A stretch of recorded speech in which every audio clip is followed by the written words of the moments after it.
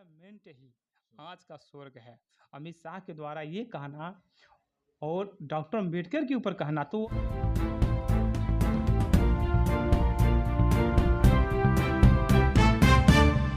और जीत के उस पार्लियामेंट में जाता है और 5 साल ही उस पार्लियामेंट में रहता है। 5 साल के बाद उसका वेतन, उसके भत्ते और उसके बाद उसकी पेंशन, सोच लीजिए कि कितनी सुविधाएं हैं। इतनी सुविधाएं हैं, अगर उन सुविधाओं को देखा जाए, उसका आकलन किया जाए, उस पर डिस्कस किया जाए, विचार विमर्श किया जाए, मंथन किया जाए, तो यही प्रतीत होता है कि निश्चित रूप से जो पार्लियामेंट है ना, वही पार्लियामेंट आज का वर्तमान का स्वर्ग है। और माननीय गृह मंत्री जी के द्वारा इस तरह का बयान देकर गरीब शोषित वंचित समाज के लोगों को भटकाने का काम कर रहे हैं कि आपके लिए पार्लियामेंट आना जरूरी नहीं है, आपके लिए भजन भाव करना जरूरी है। वो उनका कहने का मतलब है, जबकि हमारे लोगों को समझ में आ गया कि हमको भजन भाव करना नहीं है, अपने लोगों को चुनाव जिताकर हमको सत्ता में भेजना, क्योंकि असली स्वर्ग का मतलब होता है जहाँ से सारी व्यवस्थाएं इस गरीब शोषित वंचित समाज के लिए मिल सकती है। जब हमारे लोग उस पार्लियामेंट में जाएंगे तभी तो हमारे लोगों के लिए कुछ योजना लागू कर पाएंगे, तभी तो तमाम योजनाएं लागू होंगी, तभी तो इनकी गरीबी दूर होगी, अन्यथा कोई योजना लागू होने वाली नहीं है। तो निश्चित रूप से जितनी भी सुख सुविधाएं मिलती हैं इन पार्लियामेंट में, सदस्यों को, सांसदों को, मंत्रियों को, उतनी सुविधा तो किसी को नहीं मिलती है। आप देखते हैं रोड से इनकी गाड़ियाँ जाती हैं तो यहाँ तक कि एम्बुलेंस को भी लोग रोक देते हैं। आप कितना हो बीमार है, चिल्लाते रहिए, पीड़ित रहिए, फिर भी आपको रोक दिया जाता है। जब तक उनका काफिला नहीं चला जाएगा आपको जाने नहीं दिया। तो कितनी सुविधा मिलती है, आप एक बार सोच कर तो देखिए। तो ऐसा ही लगता है कि वो पार्लियामेंट ही आज का स्वर्ग है। अमित शाह के द्वारा ये कहना और डॉक्टर अम्बेडकर के ऊपर कहना, तो वो अम्बेडकरवादियों को वे समझाने का प्रयास कर रहे हैं कि आपके लिए इस पार्लियामेंट में आने की जरूरत नहीं है, आपके लिए स्वर्ग उधर है, जबकि असली स्वर्ग उधर है। तो हमारे लोगों से निवेदन है कि उस स्वर्ग में जाने का काम करें जहाँ पे अमित शाह जी खड़े होकर डॉक्टर अम्बेडकर का अपमान कर रहे हैं। और मैं एक बात और बताना चाहूँगा कि स्वर्ग नरक की बात जो अमित शाह जी ने कहा है, कबीर साहब का एक दोहा याद आता है कि कबीर साहब ने कहा कि जो जो गए बहुरी रे पठवत नहीं संदेश। कबीर साहब ने साफ साफ कहा कि जो जो गए बहुरी रे पठवत नहीं संदेश। अगर कबीर साहब कह रहे हैं कि जो जो लोग यहाँ से मरने के बाद चले गए हैं, उन्होंने कभी संदेशा नहीं भेजा कि स्वर्ग कैसा है, नर्क कैसा है, वहाँ की व्यवस्था कैसी, वहाँ के लोग कैसे हैं, खाने पीने की व्यवस्था है कि नहीं व्यवस्था, मतलब ये तमाम चीज़ें। देखिए ये सदगुरु कबीर साहब कितने बड़े विद्वान थे। उन्होंने साफ साफ कहा जो जो गए बहुरी रे पठवत नहीं संदेश।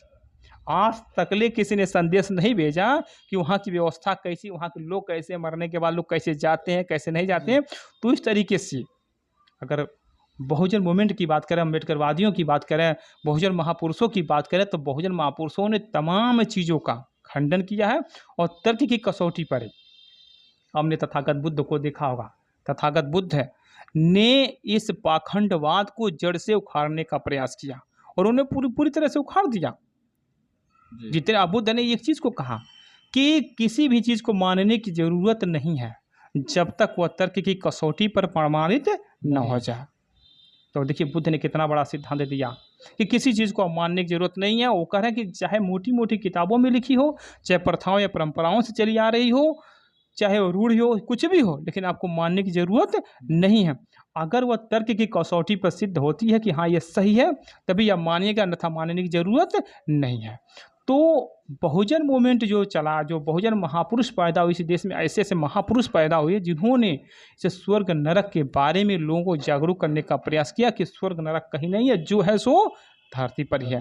तो मेरा लोगों से निवेदन है कि अमित शाह की इस बयान से सीख लेने की जरूरत है। हमारे लोगों को बता रहे हैं कि आपको पार्लियामेंट में आने की जरूरत नहीं है, सीधे से पार्लियामेंट में आने की जरूरत नहीं, आप बाहर भजन भाव करिए। जबकि उनके लोग भजन भाव न करके चुनाव जीत कर पार्लियामेंट में जाने का काम कर रहे हैं।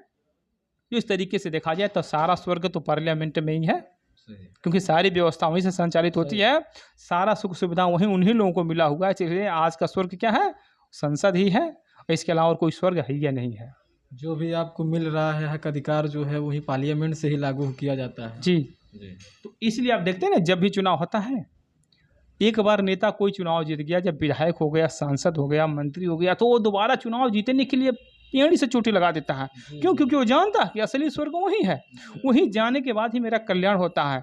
इसलिए मैं निश्चित रूप से दावे के साथ कह सकता हूँ कि जो भी स्वर्ग की बात होती है, असली स्वर्ग तो वहीं है, उसी पार्लियामेंट में है। इसलिए माननीय गृह मंत्री जी चाहते हैं कि इसे बहुजन समाज के लोग, खासकर वो अम्बेडकरवादी जो डॉक्टर अम्बेडकर को अपना मसीहा मानते, जो डॉक्टर अम्बेडकर को अपना भगवान मानते, वो लोग इस पार्लियामेंट में न आए। वो लोग कीर्तन, भजन, भाव, पूजा पाठ, हवन यज्ञ में ही अपना जीवन व्यतीत करें, और वो स्वर्ग वो भगवान के पास भेज रहे हैं, जबकि इनके लोग वहाँ जाकर असली स्वर्ग काट रहे हैं। असली स्वर्ग में जाकर बैठने का काम करें, और हमारे लोगों को कह रहे हैं कि इस तरह से बार बार आप भगवान का नाम लेंगे तो आपको 7 जन्मों का स्वर्ग मिलेगा। देखिए, कहने का ये है कि हम लोग को वो स्वर्ग नहीं चाहिए। हम लोग को स्वर्ग जो चाहिए वो हम लोग को चाहिए, हमारे गरीब शोषित वंचित समाज के लोगों को शिक्षा दीजिए, जो बेरोजगारी की समस्या है उसका समाधान करिए, जो शिक्षा की समस्या है समाधान करिए, और जो भूख की समस्या है उसका समाधान करिए। जिन बच्चों को नौकरी नहीं मिल रहा है उनकी योग्यता के अनुसार उनको नौकरी देने का काम करें। यही सबसे बड़ा स्वर्ग है, बाकी कोई स्वर्ग वर्ग नहीं है। नेताओं के लिए स्वर्ग पार्लियामेंट है। जी, नेताओं के लिए स्वर्ग पार्लियामेंट। इसलिए पार्लियामेंट में जाने के लिए, अच्छी बताइए, साधु सन्यासियों की क्या जरूरत है पार्लियामेंट में जाने की? जी सही उस है। संसद में साधु सन्यासी क्या करेंगे? लेकिन वो भी जा रहे हैं। साधु सन्यासी को मान लेना कीर्तन भजन करना चाहिए, एक मंदिर पर भाई रहकर उनको तो भगवान की पूजा भाई करना चाहिए। उनको तो स्वर्ग की लालसा है ना स्वर्ग की लालसा है, मान लेना। भाई। वो तो सोचते हैं ना कि तो जैसे लोगों, देखिए तमाम लोगों के द्वारा कथा भागवत किया जाता है, बड़े बड़े लोग हैं हिंदू धर्म के, बड़े बड़े लोग, ठीक है ना, और वो स्वर्ग की भी बात करते हैं। फिर भी वो लोग पार्लियामेंट में जाते हैं। फिर वो लोग भी जो स्वर्ग की बात करते, वो भी सपना देखते हैं कि हम भी एक दिन विधायक होंगे, सांसद होंगे, मंत्री होंगे, और लोग हुए भी, और लोग वहाँ जाने का प्रयास कर रहे हैं और हो भी रहे हैं। तो इस तरीके से इस देश के लोगों को, भारत देश के लोगों को ऐसे लोगों के द्वारा, तथाकथित लोगों के द्वारा जो गुमराह किया जा रहा है, ये सही नहीं है। और बहुजन समाज जाग चुका है, अम्बेडकरवादी समाज जाग चुका है, और वो जानता कि स्वर्ग कहाँ है।